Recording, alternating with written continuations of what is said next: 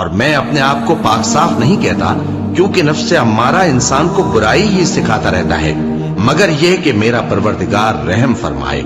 بے شک میرا پروردگار بخشنے والا ہے، مہربان ہے۔ اور بادشاہ نے حکم دیا کہ اسے میرے پاس لاؤ، میں اسے اپنا مصاحب خاص بناؤں گا۔ پھر جب ان سے گفتگو کی تو کہا کہ آج سے تم ہمارے ہاں صاحب منزلت ہو اور صاحب اعتبار ہو۔ یوسف نے کہا مجھے زرعی پیداوار پر مقرر کر دیجئے، کیونکہ میں حفاظت بھی کر سکتا ہوں اور اس کام سے واقف بھی ہوں۔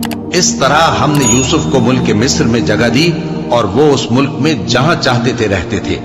ہم اپنی رحمت جس پر چاہتے ہیں کرتے ہیں اور نیکوکاروں کے اجر کو ضائع نہیں کرتے، اور جو لوگ ایمان لائے اور ڈرتے رہے ان کے لیے آخرت کا اجر بہت بہتر ہے۔ اور یوسف کے بھائی کنعان سے مصر میں غلہ خریدنے کے لیے آئے تو یوسف کے پاس گئے، تو یوسف نے ان کو پہچان لیا اور وہ ان کو نہ پہچان سکے۔ اور جب یوسف نے ان کے لیے ان کا سامان تیار کر دیا تو کہا کہ پھر آنا تو جو باپ کی طرف سے تمہارا ایک اور بھائی ہے اسے بھی میرے پاس لیتے آنا۔ کیا تم نہیں دیکھتے کہ میں ناپ بھی پوری پوری دیتا ہوں اور مہمانداری بھی خوب کرتا ہوں؟ اب اگر تم اسے میرے پاس نہ لاؤ گے تو نہ تمہیں میرے ہاں سے غلہ ملے گا اور نہ تم میرے پاس ہی آ سکو گے۔ انہوں نے کہا کہ ہم اس کے بارے میں اس کے والد کو پھسلائیں گے اور ہم یہ کام کر کے رہیں گے۔ اور یوسف نے اپنے خدام سے کہا کہ ان کا سرمایہ یعنی غلے کی قیمت ان کے سامان میں رکھ دو۔ عجب نہیں کہ جب یہ اپنے اہل و عیال میں جائیں تو اسے پہچان لیں، اور عجب نہیں کہ یہ پھر یہاں آئیں۔ بس جب وہ اپنے والد کے پاس واپس گئے تو کہنے لگے کہ ابا ہمارے لیے غلے کی بندش کر دی گئی ہے، تو ہمارے ساتھ ہمارے بھائی کو بھیج دیجئے تاکہ ہم پھر غلہ لائیں اور ہم اس کے نگہبان ہیں۔ یعقوب نے کہا کہ میں اس کے بارے میں تمہارا اعتبار نہیں کرتا، مگر ویسا ہی جیسا پہلے اس کے بھائی کے بارے میں کیا تھا، سو اللہ ہی بہتر نگہبان ہے اور وہ سب سے زیادہ رحم کرنے والا ہے۔ اور جب انہوں نے اپنا اسباب کھولا تو دیکھا کہ ان کا سرمایہ واپس کر دیا گیا ہے۔ کہنے لگے ابا ہمیں اور کیا چاہیے؟ دیکھیے یہ ہماری پونجی بھی ہمیں واپس کر دی گئی ہے، اور ہم اپنے اہل و عیال کے لیے پھر غلہ لائیں گے اور اپنے بھائی کی نگہبانی کریں گے، اور ایک بار شتر زیادہ لائیں گے کہ یہ غلہ جو ہم لائے ہیں تھوڑا ہے۔ یعقوب نے کہا کہ جب تک تم اللہ کا عہد نہ دو کہ اس کو میرے پاس صحیح و سالم لے آؤ گے، میں اسے ہرگز تمہارے ساتھ نہیں بھیجنے کا، مگر یہ کہ تم گھیر لیے جاؤ یعنی بے بس ہو جاؤ تو مجبوری ہے۔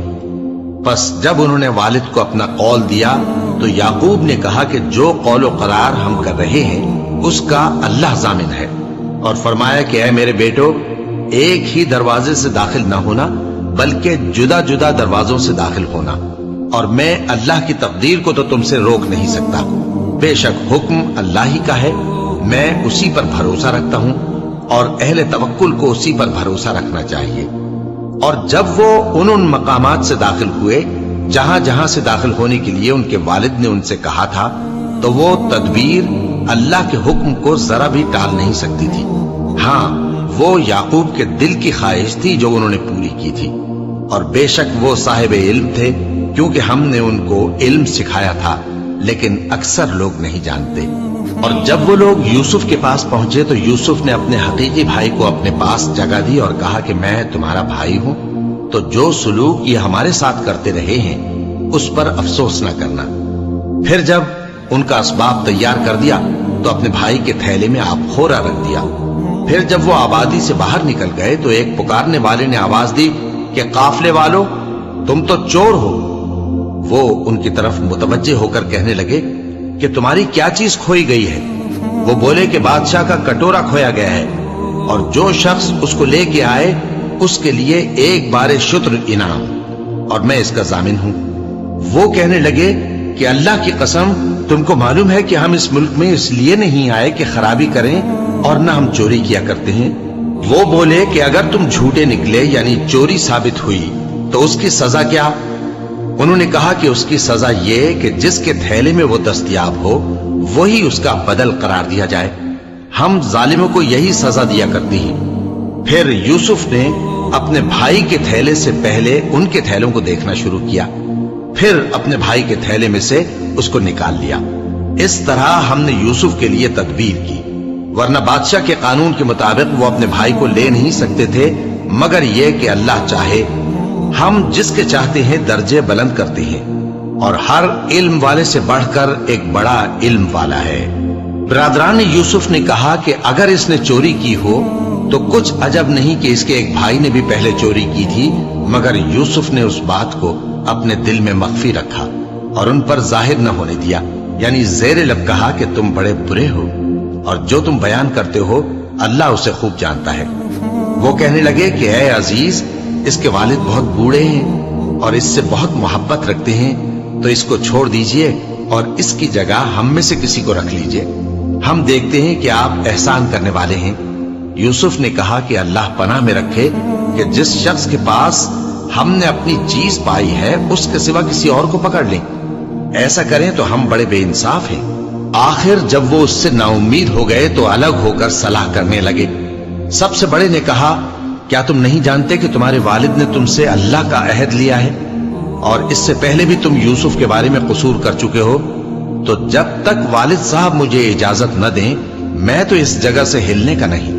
या अल्लाह मेरे लिए कोई फैसला करे, और वो सबसे बेहतर फैसला करने वाला है। तुम सब वालिद साहब के पास वापस जाओ और कहो कि अब्बा, आपके साहबजादे ने वहां जाकर चोरी की और हमने तो अपनी दानिश के मुताबिक आपसे उसके ले आने का अहद किया था, मगर हम गैब की बातों के जानने और याद रखने वाले तो नहीं थे।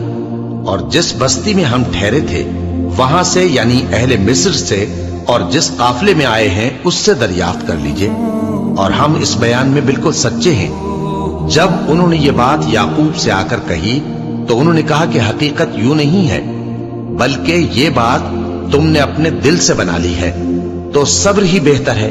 अजब नहीं कि अल्लाह उन सबको मेरे पास ले आए।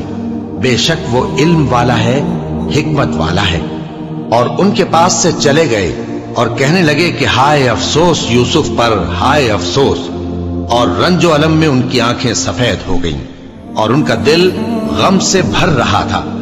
बेटे कहने लगे कि वल्लाह, आप तो यूसुफ को इसी तरह याद ही करते रहेंगे यहां तक कि आप घुल जाएंगे या जान ही दे देंगे। उन्होंने कहा कि मैं तो अपने गम और अंदोह का इजहार अल्लाह से करता हूं और अल्लाह की तरफ से वो बातें जानता हूं जो तुम नहीं जानते।